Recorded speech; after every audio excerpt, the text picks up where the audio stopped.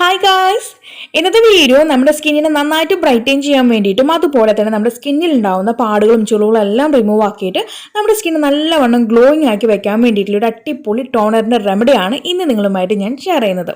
അപ്പോൾ ഈ ഒരു ടോണർ ഉണ്ടാക്കാൻ വളരെ ഈസിയാണ് കേട്ടോ. നമ്മുടെ വീട്ടിൽ കിട്ടുന്ന രണ്ട് കാര്യങ്ങൾ വെച്ചുകൊണ്ട് നമ്മൾ ചെയ്തെടുത്തിരിക്കുന്നത്. അതല്ലാതെ മൂന്നാമതൊരു കാര്യം ചേർത്തിട്ടുണ്ട്. അത് ചേർക്കുകയാണെങ്കിൽ നമുക്ക് ഈ ഒരു ടോണർ നമുക്ക് ഫ്രിഡ്ജിൽ സൂക്ഷിക്കേണ്ട കാര്യമില്ല. നമുക്ക് പുറത്ത് റൂം ടെമ്പറേച്ചറിൽ തന്നെ സൂക്ഷിക്കാവുന്നതാണ്. ഒരു മാസം അല്ലെങ്കിൽ ഒരു 20 ദിവസം വരെ നിങ്ങൾ എങ്ങനെയാണോ അത് ഉപയോഗിക്കുന്ന ആ രീതിക്ക് അനുസരിച്ചിരിക്കും കേട്ടോ അതിൻ്റെ ആ ഒരു ലാസ്റ്റ് ചെയ്ത് നിൽക്കുന്ന പവർ. ഓക്കെ, അപ്പോൾ അത് നമുക്ക് ഫ്രിഡ്ജിൽ വെക്കേണ്ട കാര്യമില്ല, പുറത്ത് വെച്ചിട്ട് തന്നെ യൂസ് ആക്കാം. അതുപോലെ തന്നെ നമുക്കിത് എപ്പോൾ വേണമെങ്കിലും ഉപയോഗിക്കാം. രാവിലെ നമ്മൾ ഉറങ്ങി എണീച്ച് പാടെ വന്ന് നമുക്കൊന്ന് ഫേസൊക്കെ ഒന്ന് വാഷ് ചെയ്തതിന് ശേഷം കടലപ്പൊടിയോ അല്ലെങ്കിൽ നമ്മുടെ ഫേസ് വാഷൊക്കെ ഉപയോഗിച്ചതിന് ശേഷം അത് നമുക്ക് ഈ ഒരു സ്പ്രേ നമ്മുടെ ഈ ഒരു ടോണർ എടുത്ത് ഒന്ന് ജസ്റ്റ് ഒന്ന് നമ്മുടെ ഫേസിലൊന്ന് സ്പ്രേ ചെയ്ത് കൊടുക്കാം. അതുപോലെ തന്നെ രാത്രി കിടക്കാൻ നേരം നമ്മൾ ഫേസ് വാഷ് ഒന്ന് കഴിഞ്ഞ ശേഷം ഈ ഒരു സ്പ്രേ ഒന്ന് നമുക്ക് ഫേസിലൊന്ന് സ്പ്രേ ചെയ്ത് കൊടുക്കാം. നമ്മുടെ ഈ ഒരു ടോണർ സ്പ്രേ ചെയ്ത് കൊടുക്കാം. ഓക്കെ, അപ്പോൾ നിങ്ങൾ ഈ രീതിക്ക് ചെയ്ത് വരുമ്പോൾ തന്നെ ഒരു 4 to 5 ഡേയ്സിനുള്ളിൽ നിങ്ങൾക്ക് റിസൾട്ട് എന്തായാലും ഒരു മാറ്റം ഉണ്ടാവാതെ ഇരിക്കില്ല കേട്ടോ. നമുക്ക് കിട്ടിയിരിക്കും, ഒരു 4 to 5 ഡേയ്സിനുള്ളിൽ കിട്ടിയിരിക്കും, എന്തായാലും റിസൾട്ട് കിട്ടിയിരിക്കും. നമ്മുടെ സ്കിന്നൊക്കെ ഒന്ന് ബ്രൈറ്റൻ ചെയ്ത് വരുന്നതായിട്ട് കാണാൻ പറ്റും. അതുപോലെ തന്നെ നമ്മുടെ സ്കിന്ന് നന്നായിട്ട് ഗ്ലോയിങ് ആയിട്ട് ഇരിക്കുന്നു കാണാൻ പറ്റും കേട്ടോ. അപ്പോൾ നിങ്ങൾ രാത്രി ഇങ്ങനെ അപ്ലൈ ചെയ്തിട്ട് വരുമ്പോൾ ഒരു 5 ഡേയ്സ് 5ാമത്തെ ദിവസം നിങ്ങൾ രാവിലെ എണീച്ച് കണ്ണാടിന് മുന്നിൽ നോക്കുമ്പോൾ നിങ്ങളുടെ സ്കിന്ന് നല്ല ഗ്ലോയിങ് ആയിട്ട് ഇരിക്കും കേട്ടോ. അപ്പോൾ അത്രയും ഉറപ്പുള്ളതിൻ്റെ പേരിലാണ് ഞാൻ വീണ്ടും നിങ്ങളുടെ ഇങ്ങനെ ഫോഴ്സ് ചെയ്ത് പറയുന്നത് അടിപൊളിയാണ് എന്നുള്ളത്. അപ്പോൾ എല്ലാവരും ഒന്ന് ട്രൈ ചെയ്ത് നോക്കണം. ട്രൈ ചെയ്തിട്ട് നിങ്ങളുടെ ഫീഡ്ബാക്ക് പറയാൻ മറക്കരുത് കേട്ടോ. അപ്പോൾ നമുക്കിത് എങ്ങനെ തയ്യാറാക്കി എടുത്തെന്ന് നോക്കാം. അപ്പോൾ ഞാനിവിടെ എടുത്തിരിക്കുന്നത് നമ്മുടെ ബീട്രൂട്ട് ആണ്. ബീട്രൂട്ട് അതുപോലെ കാണിക്കുന്ന ചെറിയൊരു കഷ്ണം മതിയാകും. അതിനെ എന്നിട്ട് നമുക്കിതിന് കുഞ്ഞായിട്ട് അരിഞ്ഞിട്ട് ആ ഒരു ചെറിയ പീസസ് ആക്കിയിട്ട് കൊണ്ടുവരാം കേട്ടോ. എന്നതിന് ശേഷം ഇതിനകത്തേക്ക് ചേർക്കാൻ പോകുന്ന ആളെന്ന് പറയുന്നത് ഉലുവയാണ്. ഞാൻ ഉലുവയെക്കുറിച്ചിട്ട് ഉലുവയുടെ ക്രീം അതുപോലെ തന്നെ ഉലുവയുടെ സിറം ഒക്കെ ഞാൻ വീഡിയോ ചെയ്തിട്ടുണ്ട്.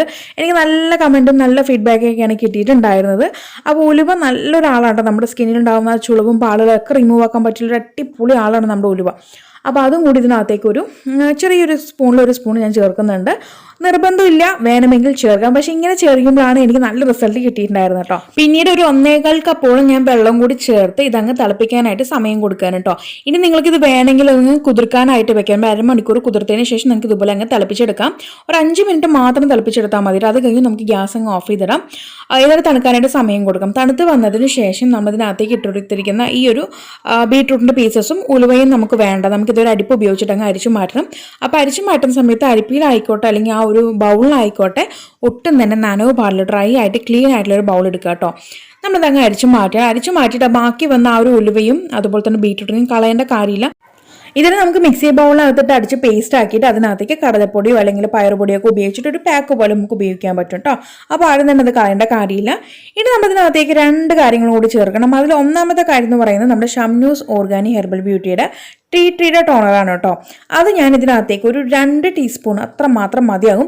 ഇനി നിങ്ങളുടെ കയ്യിൽ റോസ് വാട്ടർ ഉണ്ടെങ്കിൽ നിങ്ങൾക്ക് റോസ് വാട്ടർ യൂസ് ആക്കാൻ പറ്റും കേട്ടോ. അപ്പോൾ ഞാനിവിടെ ഈ ട്രീറ്റഡ് ആ ഒരു ടോണറാണ് യൂസ് ആക്കുന്നത്. ഈ ഒരു ടോണർ ഞാൻ സെയിലാക്കുന്നുണ്ട്. ഇത് വന്നിട്ട് നമ്മൾ ട്രീറ്റഡ് ആ ഒരു ലീഫ് ഉപയോഗിച്ചിട്ട് സ്റ്റീം ഡിസ്റ്റിലേഷൻ മെത്തേഡ് വഴിയാണ് ഈ ഒരു പ്രോസസ്സിങ് ചെയ്തിട്ട് നമ്മൾ ഈ ഒരു ടോണർ ഉണ്ടാക്കിയെടുക്കുന്നത് കേട്ടോ. അപ്പോൾ അതാണ് ഞാൻ ഇതിനകത്തേക്ക് ഒരു 2 ടീസ്പൂണോളം ചേർത്ത് കൊടുക്കുന്നത്. അപ്പോൾ നിങ്ങളുടെ കയ്യിൽ റോസ് വാട്ടറിന് നിങ്ങൾക്ക് റോസ് വാട്ടർ ഉപയോഗിക്കാം. അപ്പോൾ ഞാനിവിടെ ഈ ഒരു ടോണറാണ് ഇതിനകത്തേക്ക് 2 ടീസ്പൂൺ ചേർത്ത് കൊടുക്കുന്നത്. ഇനി നമുക്കിത് കേടുകൂടാതെ പുറത്തിരിക്കണമെങ്കിൽ ഇതിനകത്തേക്ക് ഒരു കാര്യം ചേർത്ത് കൊടുക്കണം. അതിനെക്കുറിച്ചിട്ടുള്ള വീഡിയോ ഞാൻ മുന്നേ ചെയ്തു വെച്ചിട്ടുണ്ട്. കാണാത്തവർക്ക് വേണ്ടി ഞാൻ താഴെ ഇതിന് ലിങ്ക് കൊടുക്കാം കേട്ടോ. വേറെ ഒന്നുമല്ല, നമ്മുടെ ബയോ എൻസൈമാണ് ഇതിനകത്തേക്ക് ചേർത്ത് കൊടുക്കുന്നത്. അപ്പോൾ ഞാൻ അന്ന് ഉണ്ടാക്കുന്ന സമയത്ത് കറിവേപ്പിലയുടെയും അതുപോലെ തന്നെ പപ്പായയുടെ ബയോ എൻസൈം ചെയ്തിട്ടുണ്ടായിരുന്നു എന്ന് പറഞ്ഞിട്ട് ഞാനൊരു വീഡിയോനകത്ത് കാണിക്കുന്നുണ്ട്. അപ്പോൾ ആ ഒരു പപ്പായയുടെ ബയോ എൻസൈമാണ് ഞാൻ ഇതിനകത്തേക്ക് ചേർക്കുന്നത്. ഈ ഒരു ബയോ എൻസൈം ചേർക്കുന്നത് എന്തിനാന്ന് വെച്ചിട്ടുണ്ടെങ്കിൽ ഇതൊരു നാച്ചുറൽ പ്രിസർവേറ്റീവ്സ് ആണ് കേട്ടോ. പ്രിസർവേറ്റീവ്സ് പറഞ്ഞാൽ നിങ്ങൾക്ക് അറിയാലോ, നമ്മുടെ പ്രോഡക്റ്റ് നമ്മൾ ഉണ്ടാക്കുന്ന ഓരോ കാര്യങ്ങളും കേടുകൂടാതെ ഇരിക്കാൻ വേണ്ടിയിട്ടാണ്. അതിനാണ് പ്രിസർവേറ്റീവ്സ് ചേർക്കുന്നത്. അപ്പം ഞാനിവിടെ ചേർക്കുന്ന ഈ ഒരു ബയോ എൻസൈമാണ്, നാച്ചുറൽ പ്രിസർവേറ്റീവ്സ് ആണ് നമ്മുടെ ഈ ഒരു ബയോ എൻസൈം. അപ്പോൾ ഇത് നമ്മളൊരു 1/4 ടീസ്പൂൺ മാത്രം ചേർത്താൽ മതി. ഒത്തിരി തന്നെ നമുക്കിത് ഒരുപാട് നാളത്തേക്ക് കേടുകൂടാതെ ഇരിക്കണം എന്ന് പറഞ്ഞാൽ ആരും അങ്ങ് എടുത്ത് 1-2 ടേബിൾ സ്പൂണൊന്നും ചേർത്ത് ഒഴിക്കരുത്. അത് ഒഴിച്ചിട്ട് നിങ്ങൾക്ക് പണിയിടും. അപ്പോൾ നിങ്ങൾക്കൊരു 1/4 ടീസ്പൂൺ, ഞാൻ ഈ പറഞ്ഞ അളവിൽ 1.25 കപ്പോളം വെള്ളം എടുത്തിട്ട് ചെയ്തെന്ന് പറഞ്ഞു. ഏകദേശം ഒരു 100-125 ഗ്രാം വെള്ളം ഉണ്ടാവും കേട്ടോ. ആ ഒരു രീതിക്കാണ് ഞാൻ വെള്ളം എടുത്തിട്ടുണ്ടായിരുന്നത്.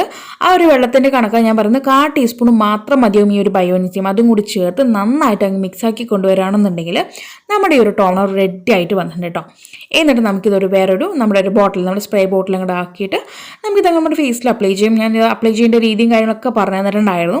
അപ്പോൾ എല്ലാവരും ഒന്ന് ട്രൈ ചെയ്ത് നോക്കുക. ട്രൈ ചെയ്തിട്ട് നിങ്ങൾക്കുണ്ടായിട്ടുള്ള മാറ്റം താഴെ കമൻറ്റ് ബോക്സിൽ വന്ന് മറക്കാതെ വന്ന് എന്നെ അറിയിക്കണം കേട്ടോ. അപ്പോൾ നിങ്ങളുടെ കമൻസിന് വേണ്ടി, നിങ്ങളുടെ ഫീഡ്ബാക്കിന് വേണ്ടി ഞാൻ വെയിറ്റ് ചെയ്തിരിക്കുകയാണ്. അപ്പോൾ ഇനിയൊരു പുതിയ വെറൈറ്റി വീഡിയോയുമായി വരുന്നതായിരിക്കും. Tata bye bye from Shamna.